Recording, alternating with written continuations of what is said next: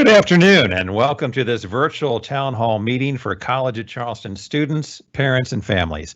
I'm Mike Robertson, Senior Director of Media Relations, and I'll be moderating today's event. I'm joined by President Andrew Hsu and the college's senior leadership team, all of whom are participating remotely from separate locations.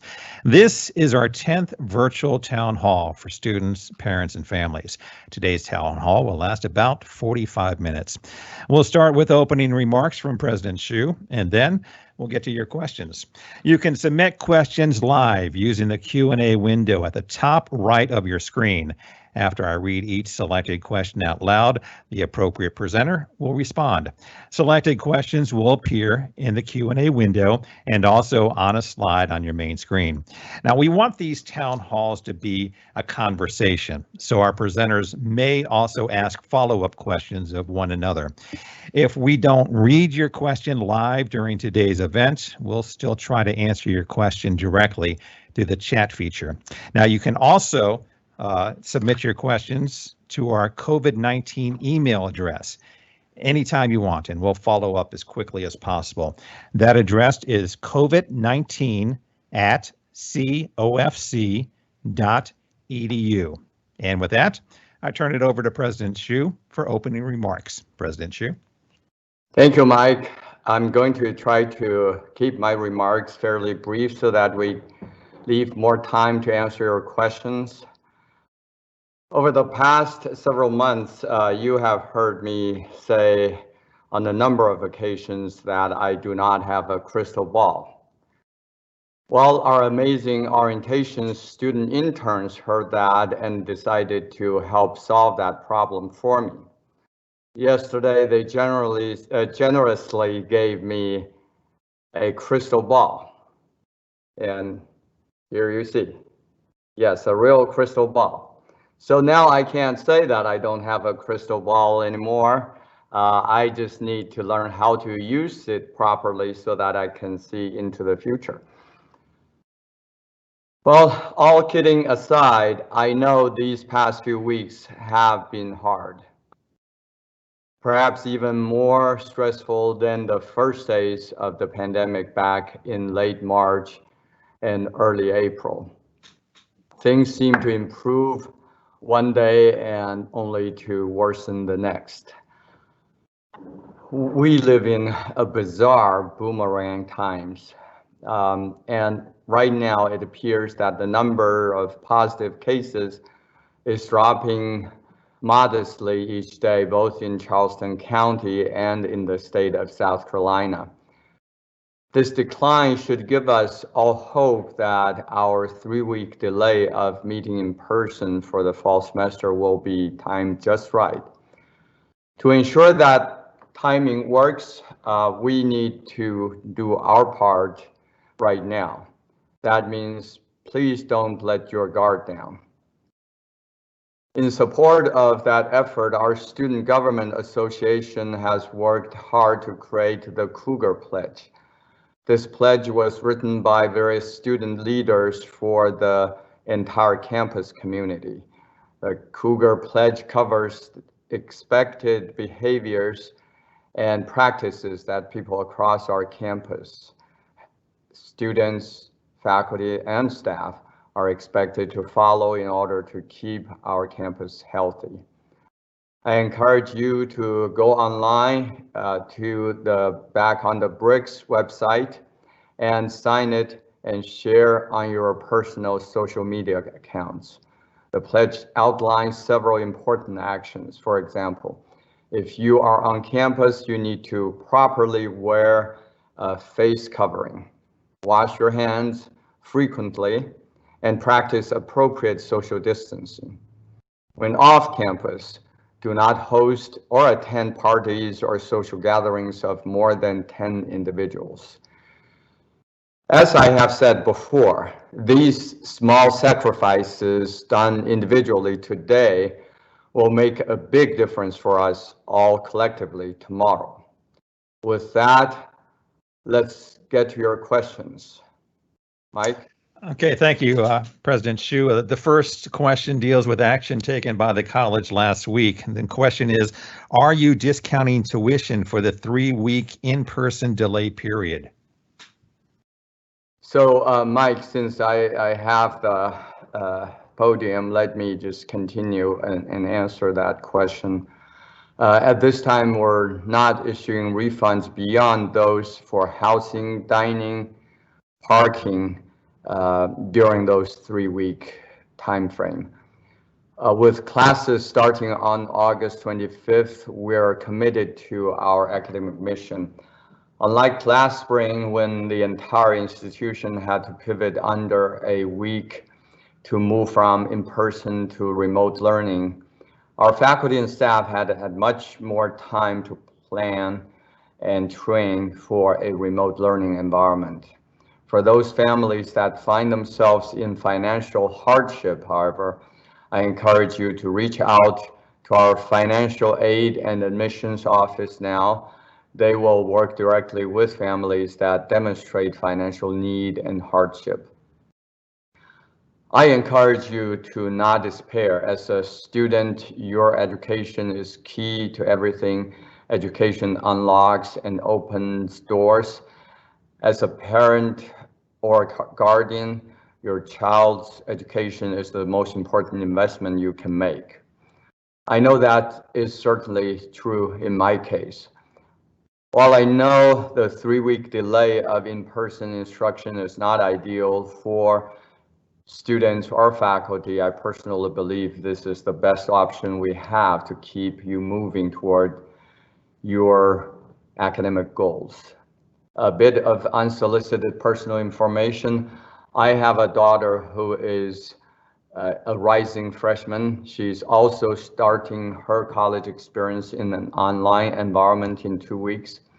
And as a father, I understand how difficult that is. And what I just told you is the same advice that I am giving to my daughter. So thank you for the question, and hope to see you back in 3 weeks or 6. All right, let's go ahead and go to some of the questions that we have here. Is there a chance that the whole first semester will go virtual? I'll try to answer that again. Certainly that is a possibility. The way the pandemic is developing in South Carolina, it seems like it's going down and going in the right direction. And if it continues in that direction, then I think it'll be safe for us to come back in mid-September. But if what happened a month or 2 ago happens again, that is, we see another big wave of the pandemic, then yes, it's certainly possible. So even with a crystal ball, I'll have to say that anything is possible at this point. Thank you, Dr. Hsu. Let's go ahead and go to the next question. Oh, go ahead. Yeah, President Hsu, this is Paul Patrick. I'm the Chief of Staff. You know, just to provide a little bit more color to that question. I mean, I certainly every effort of the College of Charleston faculty and staff is oriented and geared towards bring students back for a mid-September in-person instruction. Here in South Carolina, as President Hsu mentioned in his opening remarks, and certainly in the Low Country, we have seen declining cases. Yesterday, we had cases that were again under 1,200. So this is now the 3rd day in a row for us that are under 1,200, and the 7-day moving average for us in the state of South Carolina was just under 1,400 cases.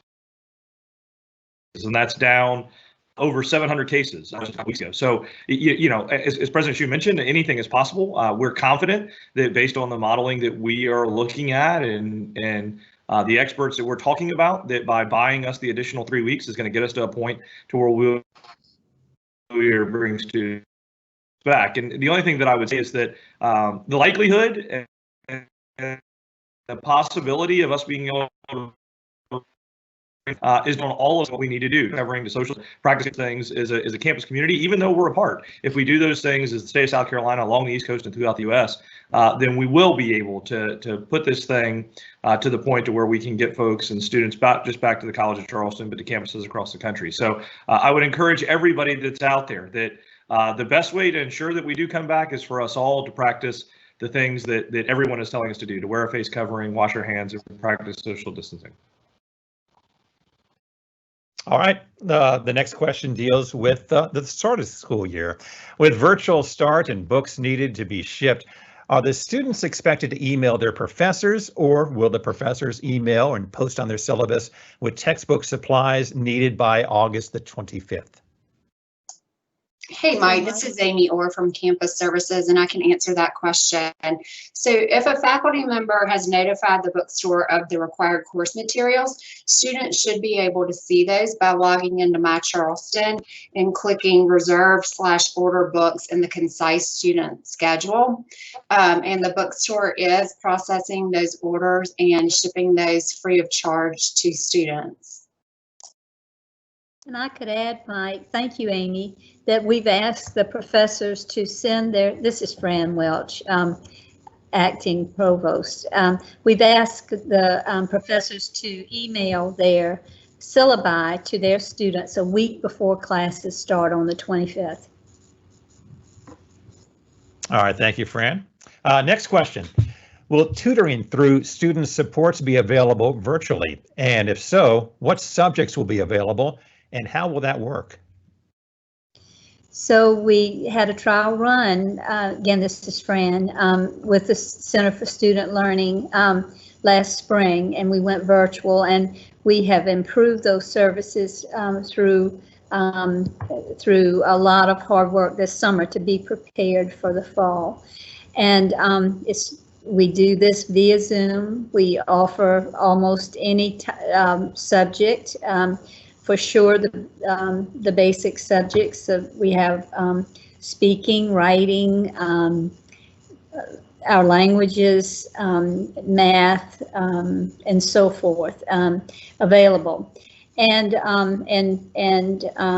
that's how it works, and it has worked fairly well from my observation.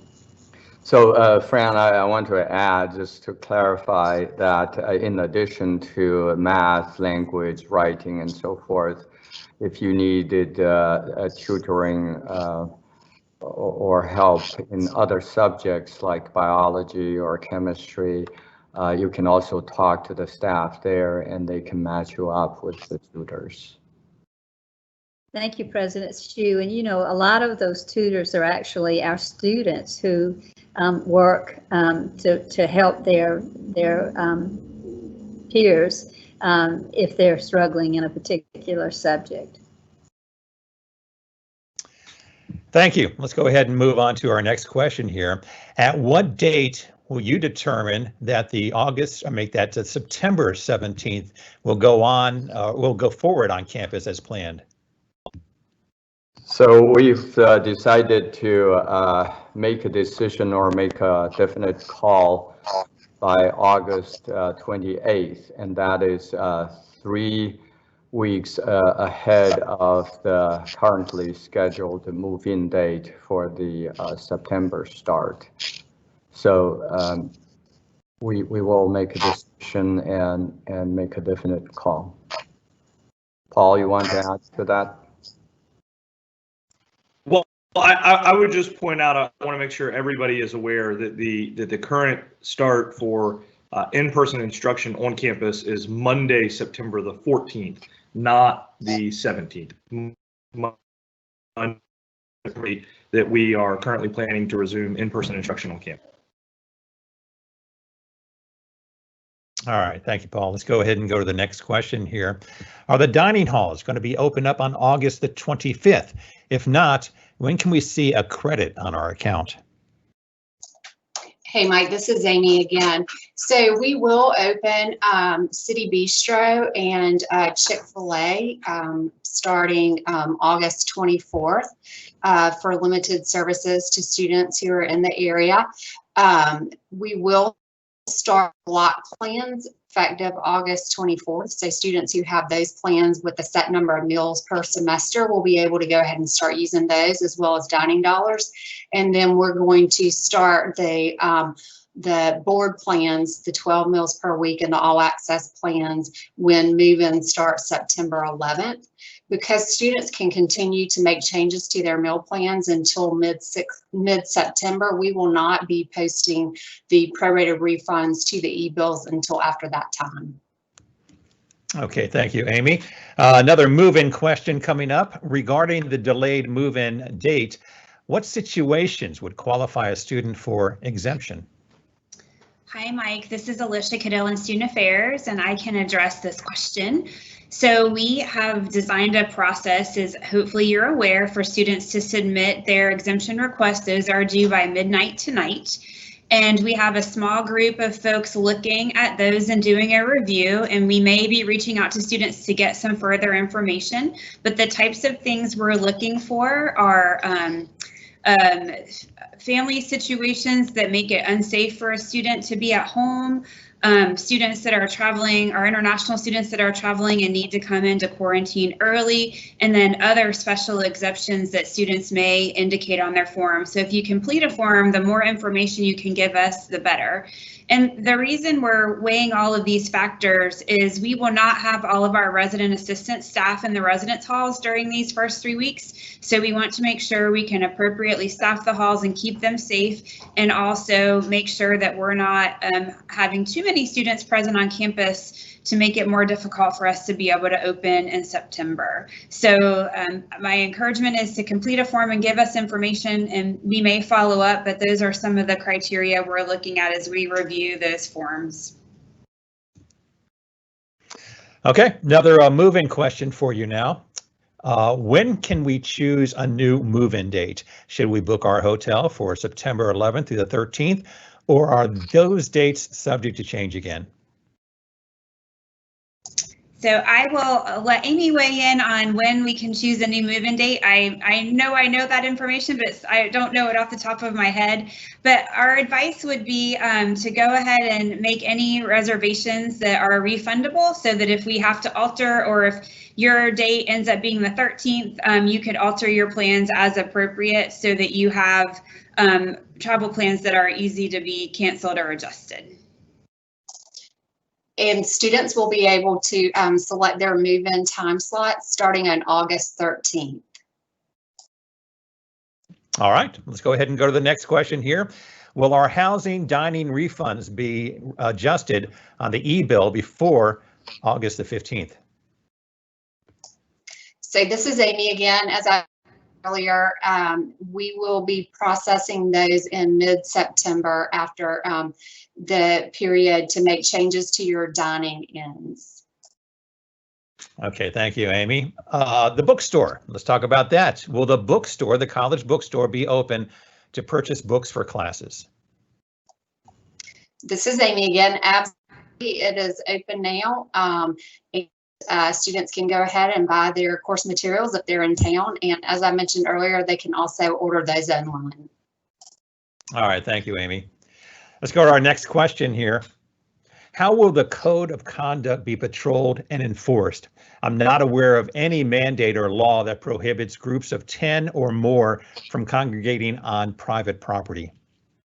Hi, Mike. I will take this question. So the code of conduct is managed by first educating students about expectations, but then also we take reports from community members or other students or faculty or staff or local or campus law enforcement who have observed a possible violation. So we receive reports about possible violations from multiple sources. And with anything in the code of conduct, we are looking at, we know in Charleston that the public safety officers in the city have the option to disband any group of 3 or more from any kind of space in the area. But also the code of conduct we can lay out things for the health and safety and well-being of our community that go beyond a city or state law, that are designed with the health and safety of students and to protect our community. And so the policies this year related to COVID-19 are really designed with that in mind. Students were asking us for parameters. And as Paul Patrick mentioned earlier, we know that behaviors now really impact what we'll be able to do in 2 or 3 weeks. So we're trying to give some good guidance to students of how they can engage and interact in ways that create the most opportunity for us to be successful in person. So if you have specific questions, certainly feel free to reach out to me or to the Dean of Students, and we're happy to answer those individually. So, Paul, you may know this better, but there seems to be a City of Charleston coronavirus ordinance that prohibits social gatherings of 10 people or more. So there's a couple of things that and Alicia just pointed out some of the city ordinances. There also were some recent changes and some executive orders that came out of Columbia for the state of South Carolina, especially as they deal with restaurants and bars and the requirement that all patrons have to be seated at all time in those establishments. So a lot is changing, and I think that certainly by the time students get to campus in the middle of September, a lot more will change. But we're just kind of adjusting as we get different public policy directives from our local and state leaders. Yeah, the July 14th update of the Charleston City Ordinance does say that you may not have social gatherings of 10 or more on city property, I guess. All right, let's go ahead and go to our next question. We've kind of touched on this before, but since we've had so many people join in this town hall, I want to go ahead and maybe talk about it one more time. What specific criteria will be used to determine whether or not students return to campus by September the 14th?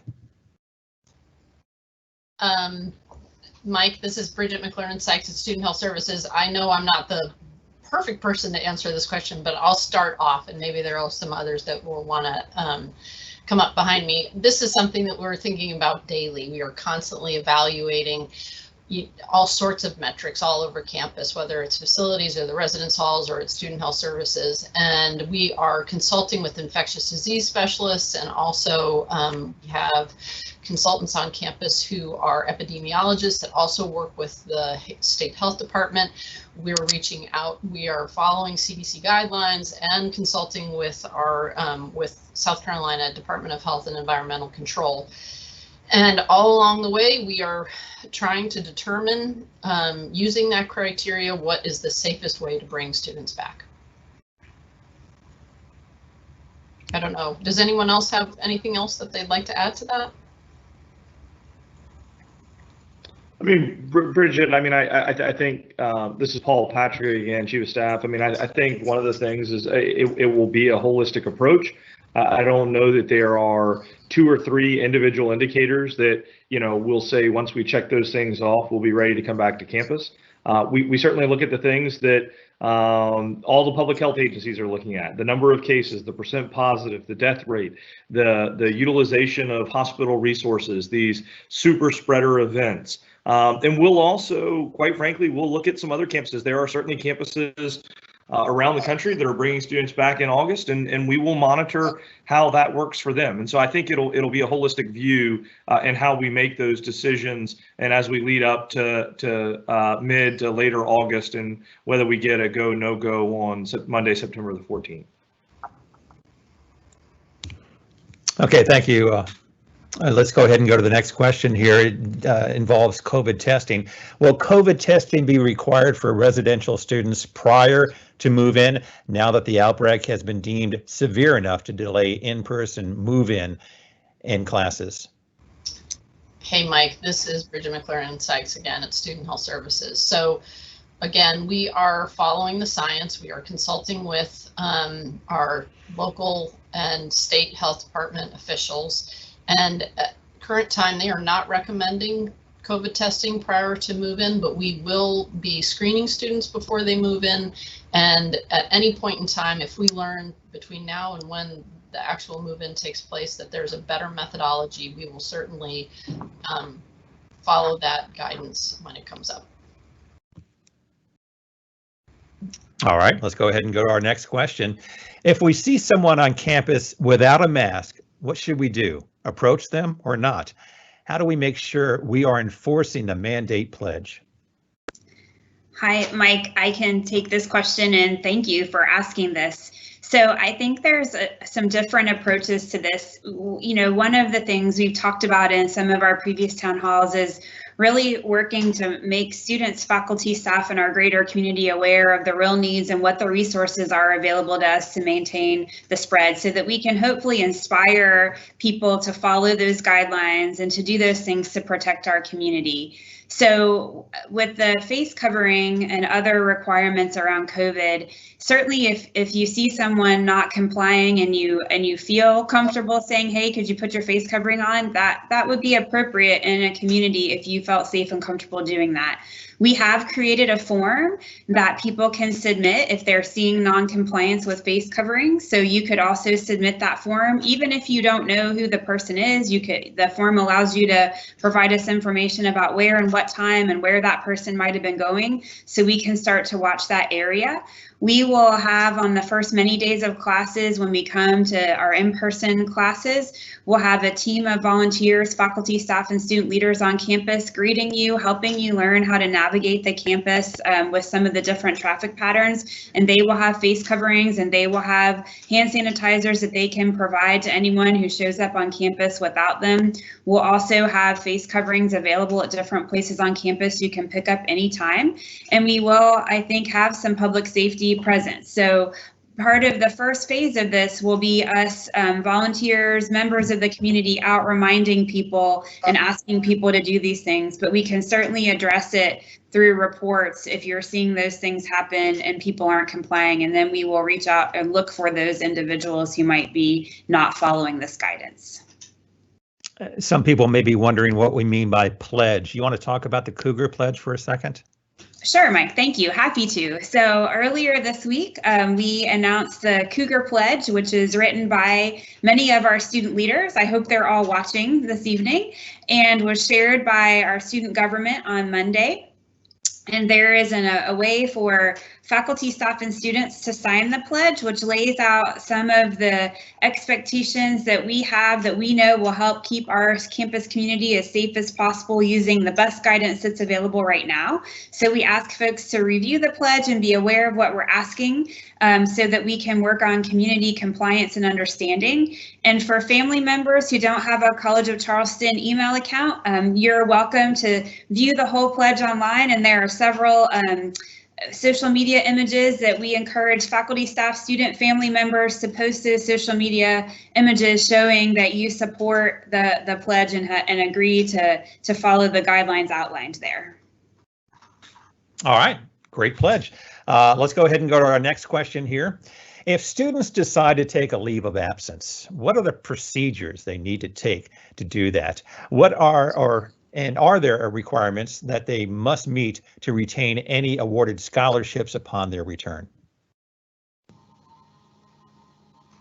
Mike, Go ahead, this one, and then other folks may want to weigh in. So leave of absences, the best resource to explore that individually is with our Center for Academic Performance and Persistence, because there could be some nuances based on your background and your courses and your programs that you're in that they would want to walk through with you individually. And they would also be able to talk with you about impact on financial aid or scholarships or help you get that information. So they're the best office. They have resources online that outlines the information about that and have the forms that need to be completed. But I would just really encourage an individual consultation with them, as it could be nuanced depending on your individual situation. Someone else want to add in?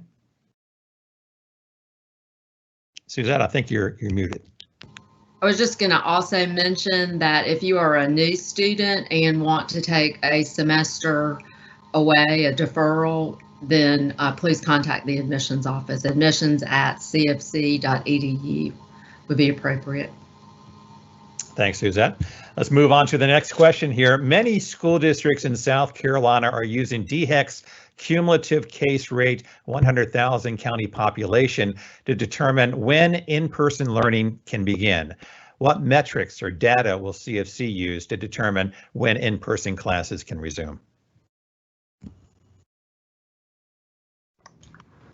So I think, sorry, Bridget, go ahead. I was just going to reiterate what Paul said earlier and what I was saying earlier. We do continue to look at that data that is published by the South Carolina Department of Health and Environmental Control. And it is one of the many ways in which we're trying to determine how best to bring students back into a safe and productive environment. And let me just repeat what Paul mentioned earlier. We're going to use a holistic approach and look at a number of factors, particularly here in Charleston County. We do not have a single number based on which we will make a decision. Thank you, President Hsu. Next question. For students living in off-campus housing from August the 25th through September the 14th, will there be any campus-based in-person services available for them? I can start that one, Mike, and there may be others who want to weigh in. We've been having conversations about this, and we'll have some specific guidance out in the next several days so that you're aware of what you're able to access during that remote learning time. Certainly, we want to honor the desire for us to all kind of stay in our spaces to help prevent the spread and create a healthier situation in Charleston, but we will have some things available to support learners that need them. So that will include access to some classroom Zoom spaces and outdoor Zoom spaces. So if your roommates and you are all needing to Zoom at the same time and somebody needs another place to join their class, there will be space to do that. I believe there will be some limited hours in the library. As Amy mentioned earlier, there will be access to some food service options. And then we also will have likely some of our offices available if you have questions and need to get directed as to how to engage virtually with the services in that office. But we'll make sure to get that out so you're clear on what's available. And it really will be meant to support you as learners to make sure you have what you need to get your semester off to a solid start. Anyone else want to add in? So Alicia, thanks. I just said that our libraries will open August the 17th. Now we are practicing social distancing, so the capacity is greatly reduced, but they will be open on the 17th of August. All right, thank you, Fran. Let's go ahead and go to our next question here. Will the Center for Student Learning begin their workshops on time management, online course management, and study skills early before classes start, so that the new students can prepare for the full workload? So the Center for Student Learning actually will begin those workshops on September 1st. They will be available to answer any questions that students have prior to that date, but the workshops will actually begin on September 1st. All right, thanks. Next question here. Why isn't CFC asking all students to do 14-day quarantine instead of just international students, as the U.S. is in just as bad shape due to COVID-19 as other countries? Hey, Mike, I'll take this one too. So the reasoning behind this is that we are, again, following CDC and our state's guidance. So there are certain level 3 countries that are recommended to have those people quarantine once they arrive in the United States, because traveling on airplanes and for that period of time and being in airports put them at particular risk. There is no guidance in our state to quarantine people that are coming from other areas domestically, so we are following that mandate as well. Thanks, Bridget. Let's talk about mail services. When will mail services reopen, and when will students receive their mailing addresses? Can we still ship items prior to the start of the semester to pick up after move-in? Hey, Mike, this is Amy. So mail services is actually open. They've been open the entire time that the college has been operating remotely. We will be sending residential students their mailing addresses at the end of this month, and we ask that students wait until September 1st to begin shipping items. All right, thank you, Amy. Let's go to our next question here. On CFC Day, the college raised over $5 million, money to be used to invest in the future of the college by improving the campus experience for students. If the college experience is being diminished, shouldn't the cost of tuition be discounted at least 10%? Online learning is not the same as face-to-face instructions. How can we be sure that students will be able to return to in-person classes on September the 14th?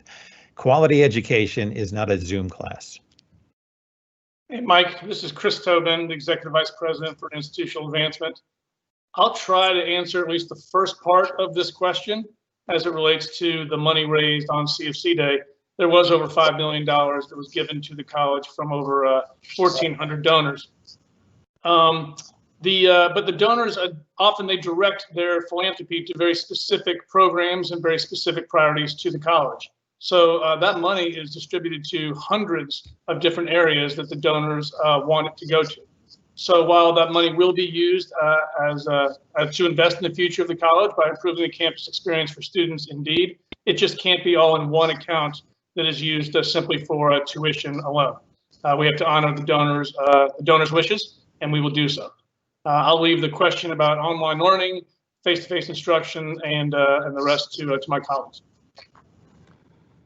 Thank you, Chris. This is Andrew Hsu, and I will invite Provost Welch to comment on the quality of instruction, online instruction.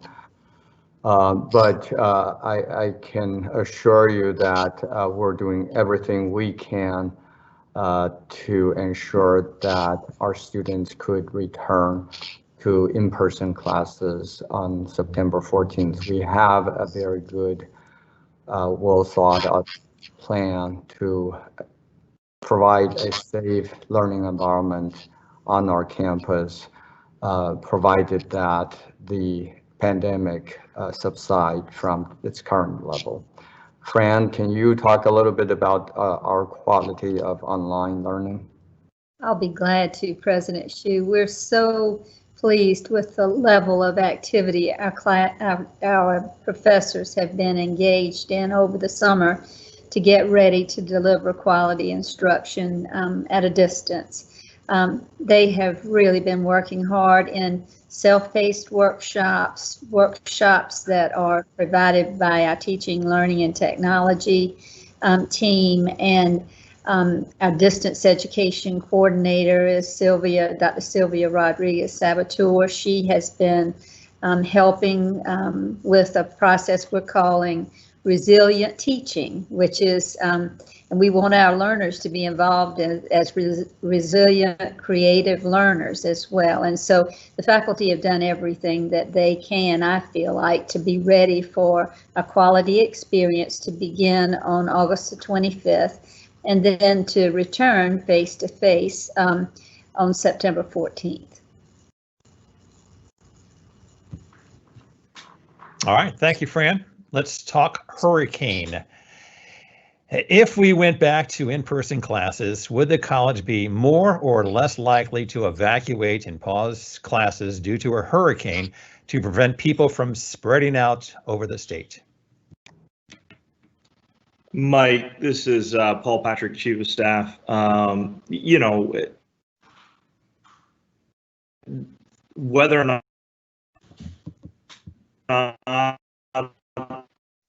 the College of Charleston evacuates campus is entirely normal. You that we will, in the best interest and best safety of evacuate 19 to cloud that decision. It certainly obviously will make evacuating students more difficult, but that certainly will not create a situation in which we won't do it because it's simpler to do. If the storm is bad enough, if the governor orders a mandatory evacuation, then and as we have, hopefully will campus and evacuate students, and whatever that plan looks like, again, is dependent on the track of them, and all of wherever we take students, wherever we end up, is all dependent on all of those factors. We are obviously actively working with state and local leaders. We had a bit of a dry run here with Isaias just a couple of days ago. Thankfully, things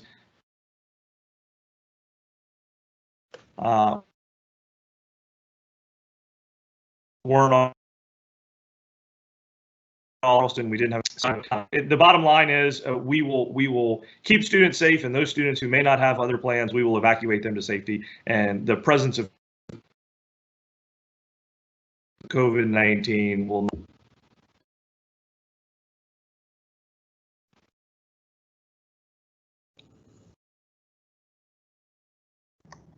Paul, I think I'm having trouble with your internet.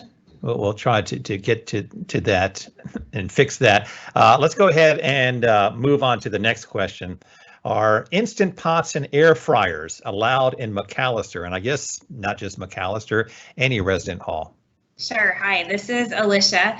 And one of the things I would encourage you to do is make sure you're looking at the lists on our Residence Life website so that you know what we're encouraging you to bring and what we're not allowing in the halls.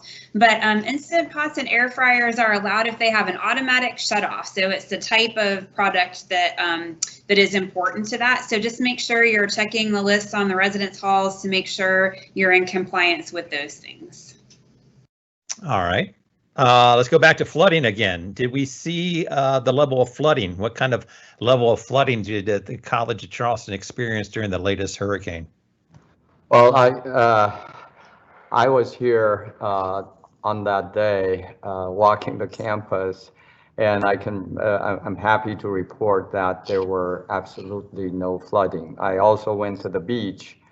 And I can report to you that it was high tide and there was no beach found anymore when I went there, but in the city there was no flooding. Always good news. Let's go ahead and go to the next question. By the way, we're getting close to running out of time, but I want to go ahead and try to get some of these questions in here if we may. Is there any other way to reach the financial aid office besides emailing the general inbox? Mike, I'll go ahead and take that. This is Amy Takayama Perez. I'm the new Vice President for University Marketing and Enrollment Planning. The best way is to reach them is via email. They are checking email and then returning phone calls as well.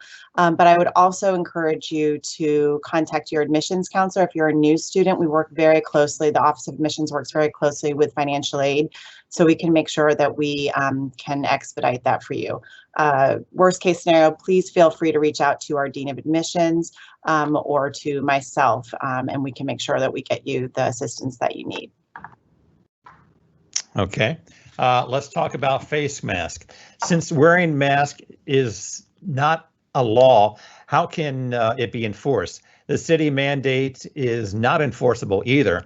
A faculty member does not have the legal authority to deny entry if someone is not wearing a mask. Would like to get some clarity beyond the code of conduct, which has no legal enforcement.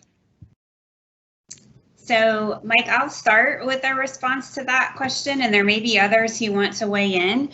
But with our policies on the college that are designed, we are able to enforce those on campus. And any policy included, part of the process, if there's an alleged violation, is that the person who has the alleged violation has the opportunity to be heard and to go through a due process to have that looked at. So these are things that we can address on campus as long as they're promoting health and safety and well-being of our community. And we do certainly offer alternatives for students to engage in classes in other fashions if they're not able to wear a mask, and there's a process to request that type of accommodation for if those are for medical reasons in those types of situations. But we do have the ability to enforce our policies, and I might let others weigh in on the legal aspect of this. There are likely attorneys on here as well.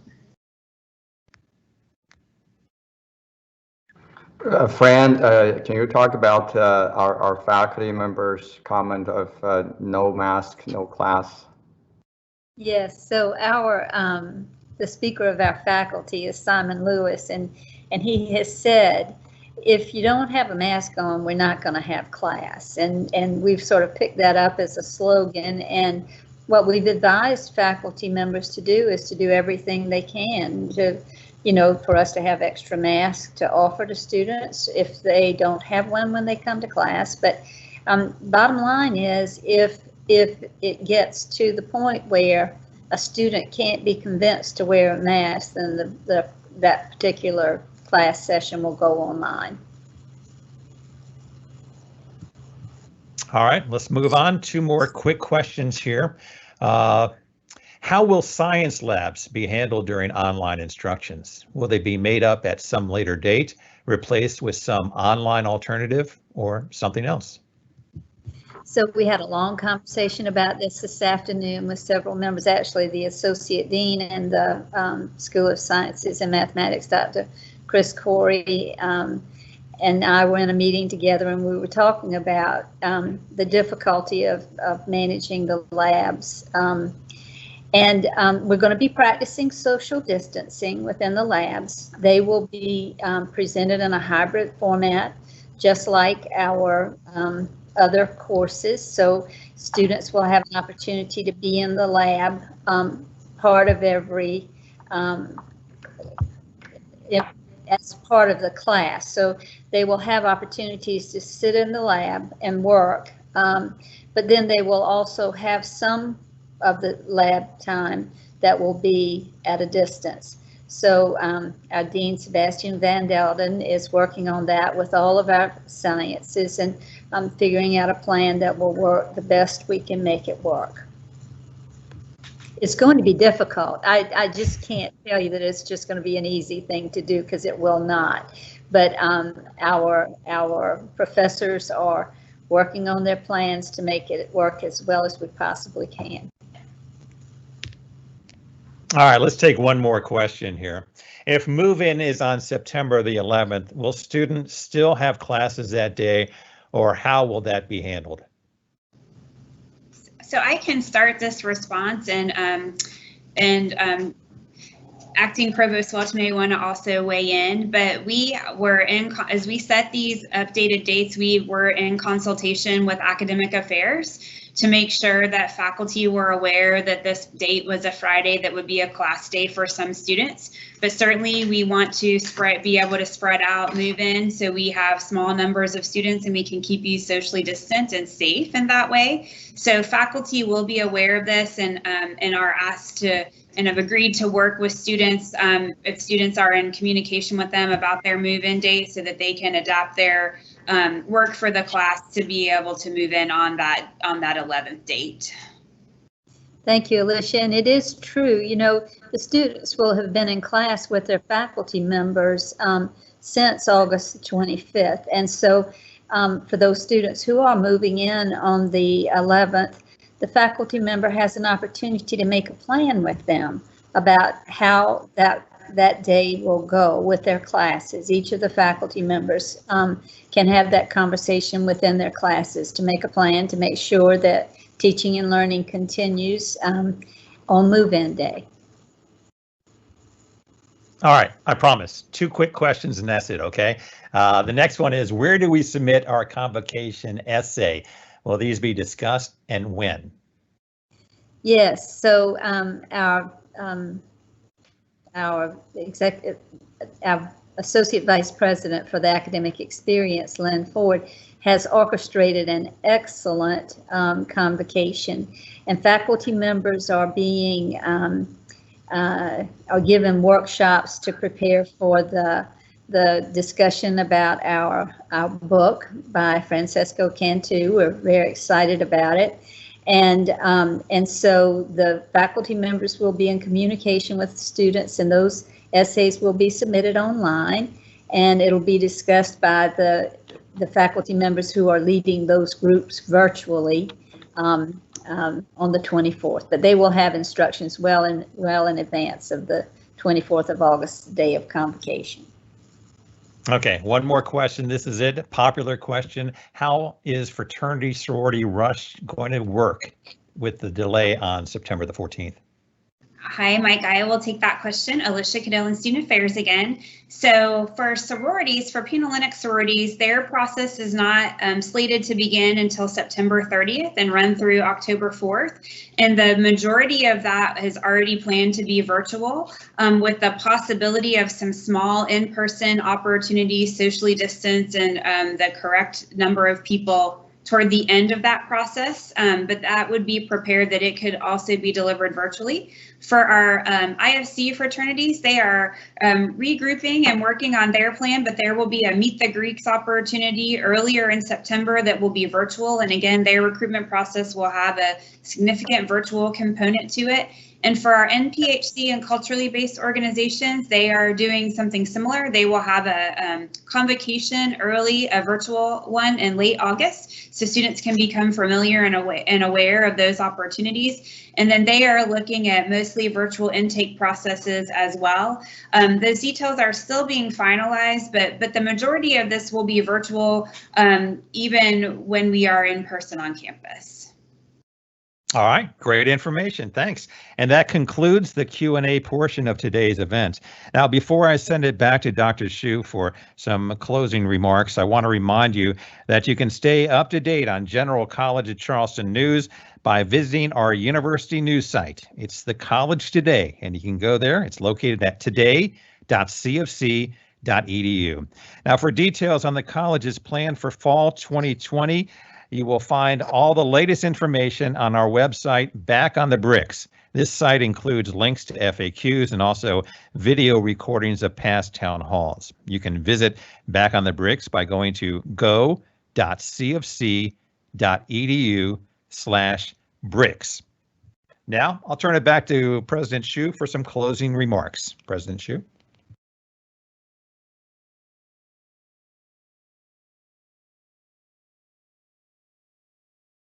President Hsu, you're muted.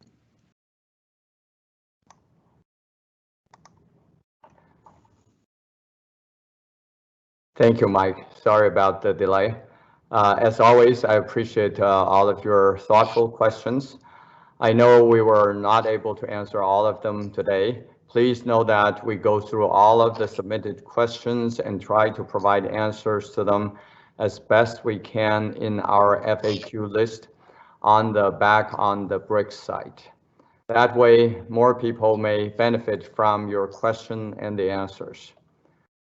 And please feel free to email us at covid19@cfc.edu with any additional questions.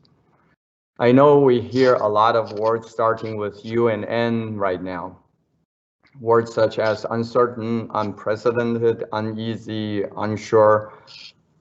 My hope is that if we all do our part now, meaning wear your face coverings, practice good hygiene and social distance, we will be able to introduce some new words starting with U and N into our current pandemic vocabulary. Words such as unbound, united, and unison. Then we can go back to being what we truly are, and that is uncommon.